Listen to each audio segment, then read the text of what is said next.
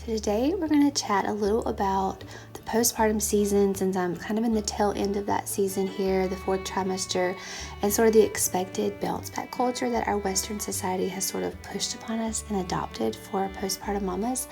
I'm also going to be sharing with y'all our go-to soup recipe that I make every single time anyone comes down with any sort of sickness in our homes. So I am Ammie, a city girl who married a southern country boy and is now a blessed homemaker, wife, and mama to our 4 children. Our 4 children who roam barefoot and free around our little homestead here in Mississippi. I share a new video each week centered on all things home, but I have learned a lot along the way and want to bring y'all along on this continued learning process and the beautiful blessing of a slow and simple life. Let's talk a minute about the postpartum season. I've shared many times on this channel how postpartum should look. Ideally, mama should be in bed resting for the first 40 days, a little over a month, and then she should slowly get back into her household homemaking duties. However, that is not really the culture here today. I'm not in a season where I have that. We don't have family that lives like right next to us where they can just come over at any time and take over my homemaking duties.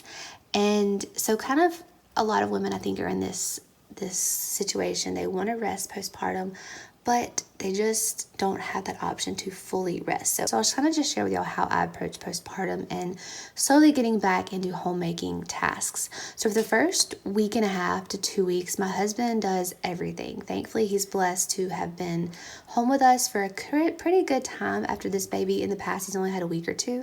He actually had 4 weeks this time, which was such a blessing. So for the first pretty much 2 weeks, he does everything. He handles the children. They come and visit me in the bed. He warms, prepares all the meals. I have a lot of them, almost all of them, already in the freezer, so he just has to pull them out and get them prepared for people to eat. And that's pretty much my full resting season. I would love to extend that rest, but it's just, like I said, it's just not possible for so many women these days. So if you're feeling frustrated of, I know I need to get back into homemaking, I know I need to get back into cleaning and tidying and cooking meals, remember that 100 or so years ago, that was not the norm. People lived in family communities, or they had closer knit communities than we have now. And another woman, an elderly woman, an aunt, a mother, a grandmother, an elderly lady in the church, someone who didn't have young children to take care of in their own home, would basically come and live with a postpartum mama and take over all of her homemaking tasks. All of the cleaning, the floors, the kitchen, the cooking, kind of taking care of the children. Not that you completely stop taking care of your other children when you're postpartum, but more so in our case, my kids kind of come to me more because I'm giving a lot of bonding time to the newborn baby. So remember that for years past, this was not the norm. Women were not expected to automatically jump back in to the homemaking tasks. So just remember, if you're feeling frustrated and you're just not really feeling getting back into homemaking postpartum, that's normal. I've learned I've kind of just had to jump in and try to get back in slowly. I know this time I took note of how long things went undone. When I was in the postpartums, I noted that our house did not get vacuumed for 3 weeks. Our toilets did not get wiped off for about 2 weeks. And our floors were not mopped for 4 weeks. And our house was pretty dirty. It was tidied and picked up because my husband kept on top of the tidying, on top of the other 3 children, kind of keeping their toys and their messes cleaned up and tidied, and the dishes in the kitchen tidied, but nothing in our house was really deep cleaned. So let's take a quick break from our postpartum chat and talk about the sponsor of today's video, Muzzy cordless vacuum cleaners. So this is my first cordless vacuum cleaner. I know I'm a little late to the game there, but I've always just had corded vacuum cleaners. I've had robot vacuums, corded vacuums, stick vacuums, the big bulky vacuums, but I must say the most convenient one I've had yet is the cordless. If you had a cordless vacuum, you probably realized that it's so much more convenient to just pop the vacuum off the charger, swoop around your kitchen, up and down your stairs a few times. That's my favorite part of it, is the going up and down the stairs, not having to lug the cord. But this one is actually very budget friendly and very convenient to use. It has a retractable middle pole for different heights, which I love, so I can actually lower the height for my children to help vacuum. HEPA filter, which filters out a lot more air pollutants than just a typical filter. So vacuuming is not one of my favorite homemaking tasks. I would honestly rather sweep. I know that a vacuum does much better of a job, but I've always just hated lugging out the vacuum cleaner, plugging it up, moving it from room to room to change the change rooms, change cords, and I've just loved having a cordless option. So I wanted to show you a little comparison video between my old stick vacuum, corded vacuum, and the new Muzzy cordless vacuum cleaner on like the suction and the power and just the convenience. So as you see here, the Muzzy has a retractable middle pole. It also stands up freestanding on its own, whereas my corded vacuum will not stand up on its own. I have to lay it down if I'm moving rooms, and I have to plug up a cord multiple times going around the home. So I'm also going to show you just the suction power between some oats, some mustard powder, and some sawdust. We're still working on our kitchen ceiling, so I have lots of sawdust. I just collected a little bit for this video demonstration. So you can see here the suction is pretty similar. I did have to go back over the oats one time with the corded vacuum, whereas the cordless Muzzy vacuum sucked up the oats in one swoop, which was very nice, very convenient. Just the suction power is great on it. I kind of was worried that a cordless vacuum might not have as much power as a corded, but it is just as powerful as all of my other vacuums. Great suction, great cleaning power, and so much more convenient than lugging around a cord. It's so much lighter as well. Also love that it can stand up on its own. Don't have to lay it on the ground, prop it up against the wall when I move from area to area, or I get interrupted by children when I'm trying to finish vacuuming the house. So it also has this LED display setting. You can put it on 3 different modes: low, medium, or high. I found that the battery charge power is really long. I can vacuum the entire house on the lowest setting and without the battery dying. So if you do move it to the higher setting for the extra strength, the battery will die a little quicker. You can't finish the whole house. We have a pretty big lower main floor, so I was pretty impressed by that. I could vacuum our entire house on the low setting without the battery dying. So this has been a lovely addition to my cleaning tools. So I want to thank Muzzy for sponsoring this video. I'll have a link down below for the Muzzy vacuum cleaner, and let's get back to our postpartum chat. So in postpartum, there's a few main things I focus on when slowly getting back into homemaking. Number one is having nourishing meals on the table. That is why I meal prep, freezer prep so many foods ahead of time. And this is the most I've ever prepped in the postpartum season, and it was such a blessing to be able to have all those nourishing foods prepared ahead of time, and just having to have my husband pull them out of the freezer, heat them up, reheat them, recook them, or me doing that after a couple of weeks. So that was such a blessing to have. Next is just basic cleanliness. So that is just, like I said, keeping the house tidy so that we don't feel overwhelmed with messes. We already keep our house pretty minimal as far as kids' toys, and that seems to be where tidying goes out of hand the fastest, with kids' toys. So I keep our kids' toys to a minimum already. So our house is never just destroyed with kids' toys, but keeping those tidy helps a lot, just for everyone's calmness, keeping a calm home in this postpartum season. And then just basic wiping surfaces. That's it. I'm not wiping baseboards. I'm not scrubbing the floors head to toe. I'm not scrubbing walls. I'm not wiping window sills. I'm not deep cleaning the oven top nor the inside of the oven. I'm just mainly wiping the counters, wiping the bathrooms off. I might give the toilet a swoosh with the toilet cleaner, but that, like I said earlier, that didn't happen for 3 weeks this past postpartum season, and no one complained. It was okay. Visitors that came by understood that we were in a season, and that was just it. And then keeping dishes washed. My husband was really wonderful about keeping on top of the dishes in the postpartum season, and I really washed very minimal dishes for the first month postpartum because he did so well at keeping on top of that. So communicating these needs with your spouse or family member, if you do have a family member willing to basically move in with you for a temporary time, that would be wonderful. Or if you have family members that live next door down the street and they're willing to come for several hours a day and kind of take over some of your homemaking tasks, that is amazing, because having support, I think, is the number one way you can support a postpartum mother in her healing, her hormone imbalances leading to anxiety and depression. Because when mamas don't feel supported in the postpartum, that is often when those other imbalances and issues occur.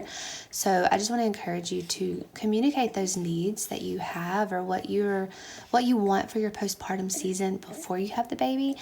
And I did communicate that to my husband. I told him I wanted at least 2 weeks of just pure resting.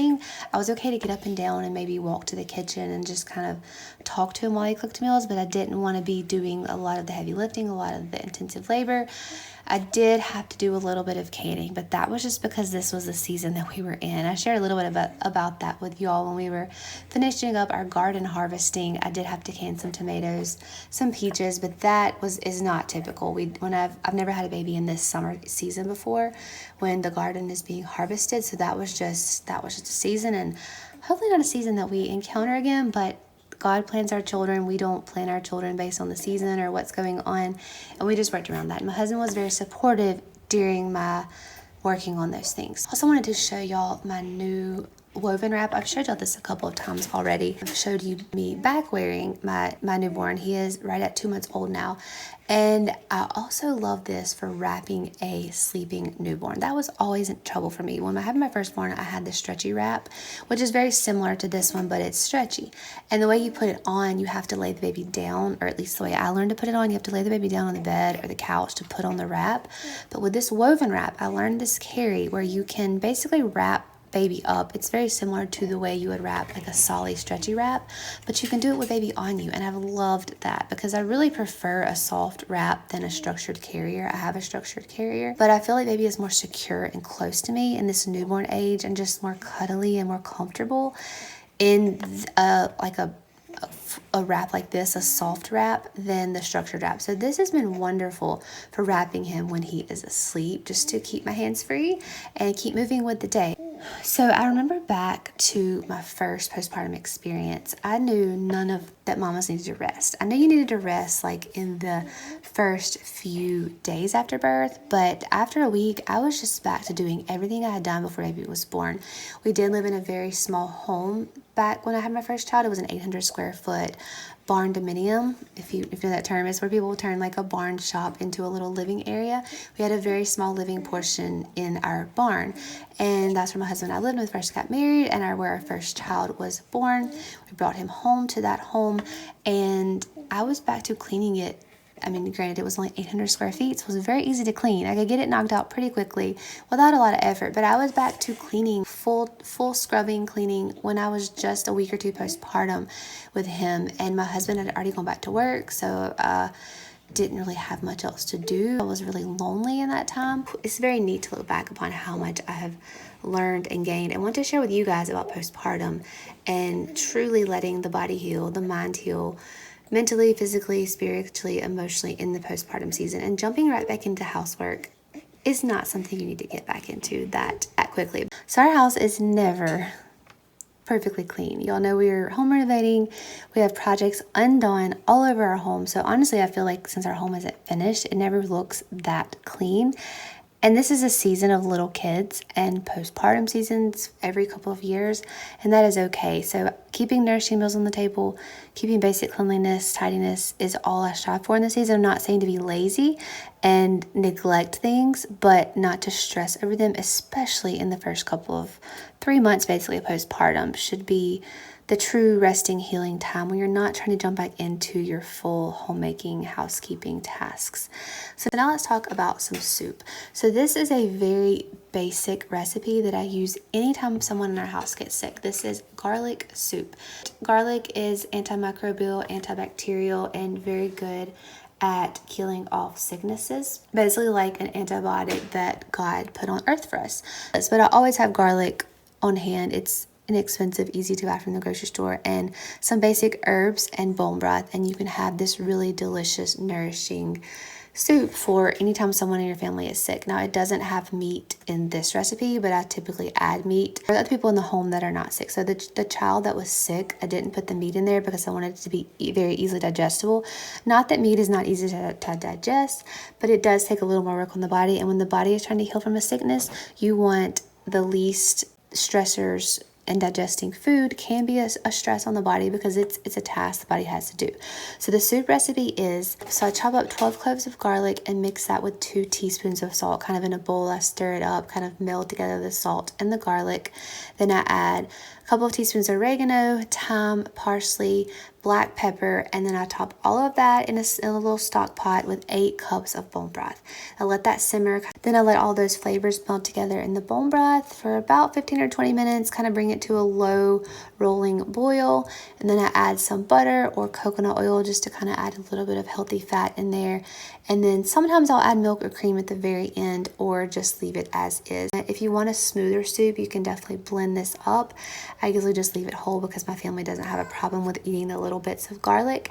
And this soup is so flavorful. It does definitely taste like garlic, but it's not like an overwhelming garlic. It's so delicious, so healing, so nourishing. My kids know that when anybody is sick in our home, we're all going to be eating garlic soup. You can easily add some stewed meat to the soup to kind of bulk it up for the family members that aren't sick.